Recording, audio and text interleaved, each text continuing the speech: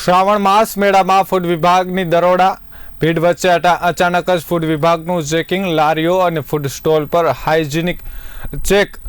બિન ગુણવત્તાવાળો ખોરાક પકડી કાઢ્યો. કેટલાક સ્ટોલ ધારકોને તાત્કાલિક નોટિસ અપાઈ. ખાદ્ય સામગ્રીના નમૂનાઓ લેબ માટે સીલ કરાયા. બિન ગુણવત્તાવાળા ખોરાકોનો તાત્કાલિક નિકાલ. ભક્તોના આરોગ્ય માટે ફૂડ વિભાગ સતર્ક. નિયમિત ચેકિંગ ચાલુ રાખવાની જાહેરાત.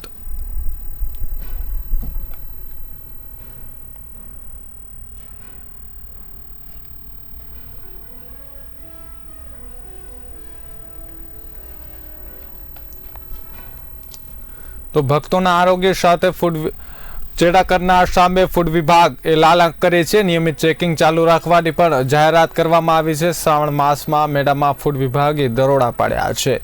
ભીડ વચ્ચે અચાનક જ ફૂડ વિભાગનું ચેકિંગ.